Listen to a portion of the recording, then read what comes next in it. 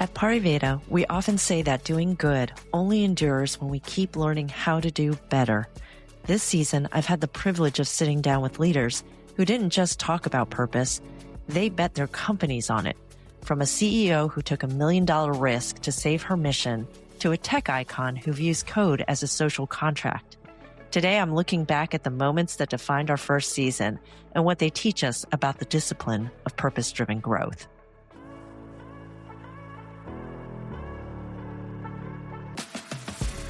Welcome to Doing Good by Doing Better, the podcast for world shapers, not spectators. I'm Margaret Rogers, CEO of Pariveda, a professional services firm that helps make potential possible for our clients. On this show, I talk with founders, executives, and innovators who share hard lessons, bold ideas, and real strategies for purpose-driven growth. This episode will offer practical insights you can use this week to solve forward. Because at Pariveda, we know that doing good only endures when we keep learning how to do better. Welcome to the special session of Season 1 wrap-up of Doing Good by Doing Better. We launched this show to highlight the founders and innovators who are sharing real strategies for purpose-driven growth. Today, I'm reflecting on 3 conversations that reshaped how I think about leadership, and I'm sharing some of the hard lessons we've gathered to help you solve forward in your own work.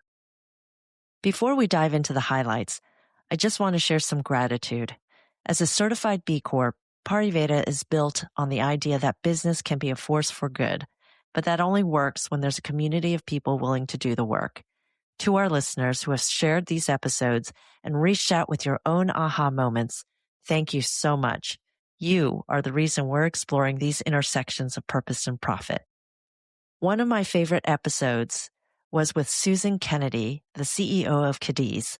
Susan has navigated the highest levels of government, but she's now in the trenches of water infrastructure. We spent a lot of time discussing what we call purposeful profit. As a leader, you're often told you have to choose between your shareholders and your values. Susan's operating system proves that's a false choice. In this clip, she explains how she turned equity into a business advantage by building authentic partnerships with Native American tribes to advance water access. You know, you are known to say, as a mantra almost, be honest, do your best, don't be greedy. I love those 3 statements. Be honest, do your best, don't be greedy. That actually came to me one morning. I used to go running in the mornings in San Francisco before the sun came up. And there's nothing like running along the water. I was on my way back when the sun was coming up across the bay, and it was just the best time of the day to be running. And I was facing challenges. I had my own company. I was struggling. And it was my first time. I was the founding CEO of a startup. And these words, this guy's voice just came in my head. And it was, do your best, be honest, don't be greedy. And I was running. And so there was a cadence to the words, and I couldn't get them out of my head. And that became a mantra. I don't know where it came from. But, you know, in sobriety, I get to listen to the voice that you hear, that everybody has a voice in the back of their head. And, you know, if you're not quiet enough and you can't hear, if you recognize that voice, and that was the voice, every single time I faced a challenge in a leadership position where do I do this or do I do that? This would pop into my head and I would instantly know that the answer is don't be greedy or be honest. And it has guided me through everything. Never, ever guided me wrong. And how does that show up now when you're negotiating big infrastructure deals and the work that you do at Cadiz? You know, I've been through several companies and it's very high risk, you know, things fall apart. And in my experience in business, every deal falls apart 3 times before it comes together. You know, you wait for it, but you don't freak out. You know it's going to fail and you just have to keep your eye on it and pull it back up. And there were times when the failure of the company was at stake. And I had to make a decision. Do I be honest with my investors about what just happened or what I think just happened or what could happen? Or do I cover it up and keep it going and act as if and do all the big tech things you do to keep it? And I had to decide what was more important, trying to succeed in this moment to make money off this or be honest because I'm dealing with somebody else's money. And so a lot of times you make the wrong decision because in tech, you're supposed to like go for broke and act bigger than you are and everything. And if it fails, it fails. You just go on to the next thing, right? Keeping the integrity of never forget that it's other people's money. And I owed the honesty to my investors, and that even if it caused a short-term failure or a short-term problem, it would come out better at the end. And it sort of allows me to go 3 steps forward, 2 steps back, and still leap to the next level because I kept that honesty. You know what I mean? There's nothing more than trust. Mm-hmm. People will follow you if they trust you, whether it's an investor, whether it's employees, whether it's the media or politicians or, people you're trying to influence, all about trust. And people intuitively, instinctively know when something's wrong. They can't figure out what it is, but there's something not right, but they can intuitively sense if you're telling the truth. And so maintaining that sense of authenticity is a super, super important part of building a leadership style that allows you to go through adversity, and people will follow you. People will trust you, trust the decisions you make, right? Yeah, you are who you say you are. Even when the decisions don't make them happy, they trust you to make them. Yeah. Yeah. Yeah. Do you think that just based on what you're seeing in business these days, do you think there is a leadership trust crisis? Oh, yeah. I mean, I came from old school politics where your word is your bond, right? A handshake deal. And today it's almost a caricature of itself in terms of we can't even agree on what the truth is. But 2 decades ago, when I was in state government, I remember dealing with the Democrats and the Republicans and trying to negotiate some really tough stuff. And there was like an alternative truth happening. And I was privy to the thought process behind it. Some of the Democrats were being faced with pressure from NGOs, constituent groups, environmental groups, or whatever. And they were being pressured saying, you have the power with a majority vote bill. You don't need Republican votes to go fix something and get something that you didn't get through negotiations last year, right? And it was basically go further because the ends justifies the means. If you have the power to do something to advance a policy objective, you do it. That undid a lot of handshake deals from the year before. And the little white lies or the political lies that we say out loud to justify the fact that I went back on my word, or I went back on a deal that was negotiated with the other side because they were pressured to do it. But they can't say that. They have to say, well, this is the policy reason. And so this ends justifies the means becomes an alternative truth. And so the public doesn't know who to believe anymore because politics has just become a very ends justifies the means, and you say anything in order to whip up opposition to the other side, demonize the other side. It's very different today. Painfully different. I read this book, and it's a great book called Factfulness, and it talks about how even data can be spun. Any story can be spun, even though you think numbers are black and white, they're not. Oh my God. I mean, we're a really big case in point, right?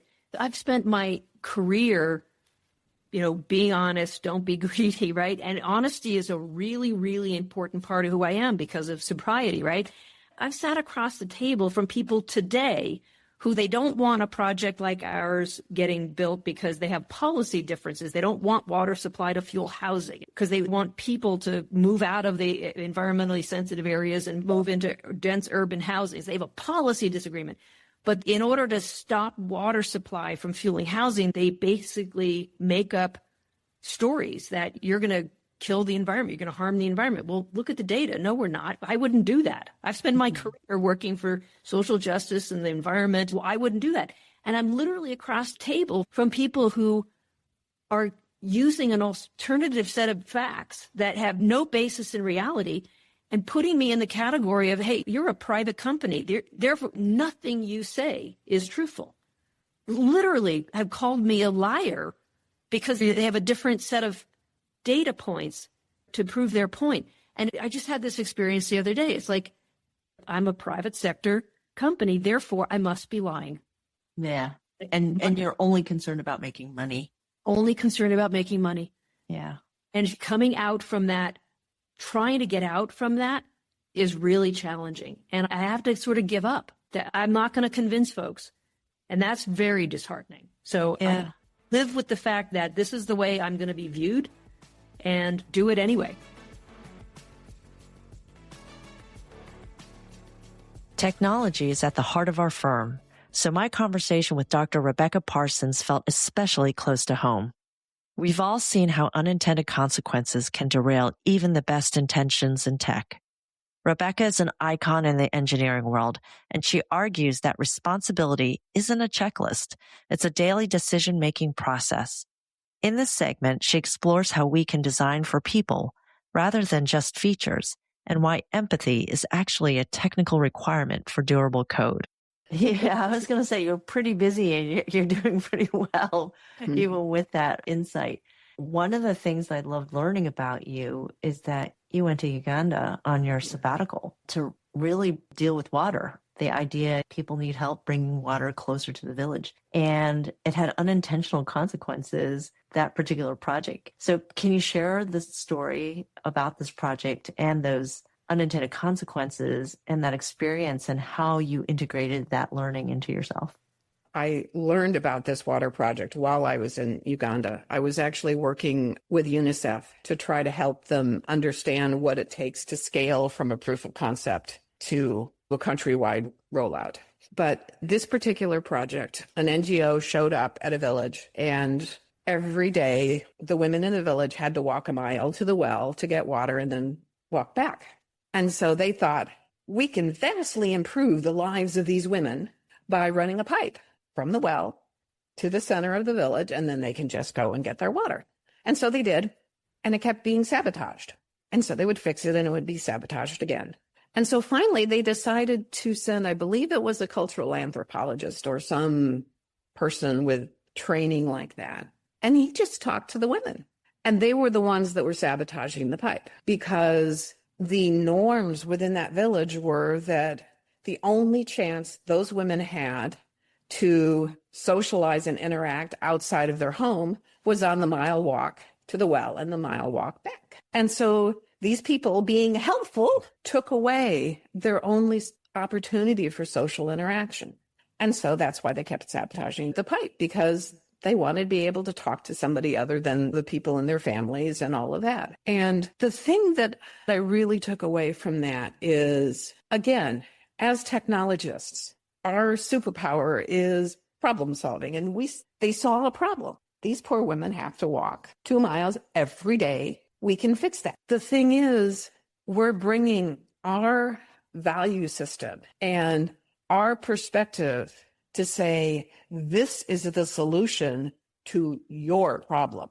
And when you step back just a little, you can see just how arrogant that is. How in the world should I tell somebody this is the solution to your problem? I know what's best to solve your problem. And that really got me into the headspace of saying, rather than coming in and saying, I know how to solve your problem, I should go in and say, what kinds of problems do you have? Because that might not be the problem that they consider the most important. And are there ways that I can help you solve that problem? Because you want to turn it around to empower the people who have to live with that. I listened to one NGO representative complain bitterly because they had delivered these mosquito nets to a village to put over the beds to protect against malaria. And these villagers, they were using them to fish with. And why weren't they using it for the purpose that I gave them to them? Well, maybe they thought being able to eat carried more weight than putting them over the beds. But I mean, he was just livid. These people are not. Yeah, and come on, it's their village, it's their life, it's their empty stomach. If that's what they want to do with them, why is that a problem? Finally, we have to look at the inner work of leadership. Doug Conant, the former CEO of Campbell's Soup Company, joined me for a deep dive into why so many successful executives eventually feel stuck. Doug argues that you cannot lead others effectively if you aren't anchored in your own story. This is his take on the leadership flywheel, a model for staying grounded while leading complex organizations through periods of massive uncertainty. Let's jump in. In the Blueprint Bootcamp, you encourage everybody to build a personal leadership model, and you invite leaders to literally put it on the wall and use it to help yourself make decisions right away. And when you watch people work through that process, and it is a process, if you've never tried to do this before, it is a process. What's something that tends to surprise them most about themselves, and what have you seen change when they go back to their teams? Well, the premise of this is, that, and this is true of every participant, even you, that you are enough. You are enough right now. You have all the leadership experiences you need to be an infinitely better leader. What we tend to do is we have these experiences and then we move on to what's next. Meanwhile, we put all these experiences in the parking lot of our lives, and we don't go in that parking lot. We just forge ahead. I got new challenges. And everything you need to know is in that parking lot. And so what we did at Hallie, what we do here is we drag you back into the parking lot of your life, and we dig into that. Mm-hmm. And what did you learn? And who had the most profound influences on you? And how do you want to walk in the world based on those experiences, knowing that you are enough right now?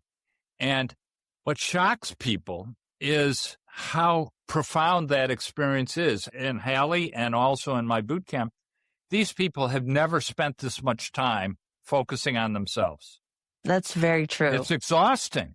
It is exhausting. And thinking about one of the things that you do to prep that is you have people think about who's in your entourage. Yeah. Big deal. Mm-hmm. Big deal. When I do a talk, often we'll start out, say, I'd like you to think about one of the 5 most important people in your life, the people who had the most profound influence on you. And they all think about it 2 minutes, and then we have them talk about it with their neighbor in the audience. And inevitably, they land on these people who had a profound influence. And leadership, my definition of leadership, is the art and the science of influencing others in a specific direction. And these people had the most profound influence on these leaders. So I said, well, they had a lot of influence on you. Well, yeah, they did. And then I say, did they have high standards for you? And they say, oh, absolutely, they had high standards. Well, did they care about you too? Well, yeah, they did. They had my back. In fact, they were tough-minded and tender-hearted. And, well, how did they treat you? Did they honor you? Oh, yeah, they loved me unconditionally. Okay. Well, that way of operating had the most profound influence on you in your life? Well, yeah. Well, if you're ever not sure what to do, my advice is be a little bit more like them with the people with whom you live and work, and you'll start to have a more profound influence on them too. And they've never thought about it. They've never connected those parking lot life experiences to how they show up at work, managing MBOs and lists and all this other stuff. And that's the most eye-opening experience they have, that they discover, you mean I can be human and be a good leader too? I can be tender-hearted and tough-minded? I can serve the enterprise and do it in a way where it's personally fulfilling for me because I'm being more like my grandfather? Yeah, you can. And that's where it's like, wow, nobody's talked like this to me. And that's the breakthrough that people need, that I think we all need. Where do you think leaders who feel stuck in their old story about themselves, where do you suggest people begin? Go back to your life story. Mm-hmm. Do the equivalent. We found a way with my blueprint exercise and in our Higher Ambition Leadership Institute. We found a way so you didn't have to write 50 pages handwritten, both sides of the paper. On notebook paper. On notebook paper. But there's a way to shorten that experience. But you dig into the 10 most important experiences of your childhood, and you find your way to finding these people who had this profound influence on you, who you respected and learned from and grew with, And all of a sudden, you give them permission to sit on your shoulder when you're thinking about how am I showing up for people. It will change how you show up. It will. Mm-hmm. And what's interesting to me is this works for everybody. I haven't found anybody who isn't moved to be a better leader by going through that experience. Mm-hmm. So if you just think about who are the people who had a profound influence on you, and why don't you try and be a little more like them with others in a way that works for you? Boy, that could be a cool experience. And what we find is that it's more fulfilling because it feels natural. You know what it's like because you lived it. You had the experience of learning from somebody like that. And all of a sudden, your cup is a little more full. You know, so many of our leaders today are trying to pour from an empty cup and trying to lead without, and they don't have the energy for it. That's because they're not leading in a way that's beautifully aligned with the leader they want to be. Mm-hmm. They're leading with an image of the leader they have to be, and it's draining. Mm-hmm. And we can do better than that. They can do better than that. Mm-hmm. Look, if I could survive 10 years at KKR and another decade with Campbell Soup Company in Camden, New Jersey, anybody can do this. Yeah. I think I shared with you before this that I've taken IQ tests. I'm disgustingly ordinary. You take an EQ test. I'm disgustingly ordinary. But when I start trying to show up for people and I think about the people who had influence on my life, I can show up for them in a pretty damn effective way. And maybe that's my secret sauce. I don't know. Yeah, I think so. Whether the medium is water infrastructure, software code, or corporate culture, the thread remains the same. Doing good is a long-term strategy that requires constant iteration. It's about having the courage to look at the setback and find a way to solve forward. As I look forward to season 2, our mission at Pariveda remains our North Star. We want to go even deeper into applied purpose. While season 1 helped us define these bold ideas, next season will focus on the leaders who are scaling these models across entire organizations. We've been working behind the scenes with our team to ensure this show remains a practical toolkit. Our goal is to provide insights you can use this week to help your organization make potential possible. We're already in the studio with a new lineup of guests who are pushing the boundaries of what it means to lead with integrity. While we're preparing for the next chapter, I'd love for you to help us keep this conversation going. If one of these episodes helped you see a problem differently this week, please share it with a colleague or friend. You can also find us on LinkedIn at Pariveda to join our communities of practice. Thank you for listening, for learning, and for helping us show that the best way to do business is by doing good. We'll see you in season 2. Thanks for listening to Doing Good by Doing Better. I'm Margaret Rogers, CEO of Pariveda, and I hope this conversation offered you a new way to take your ideas to impact. Follow on Apple or Spotify and join us every other week as we keep learning how to do good by doing better.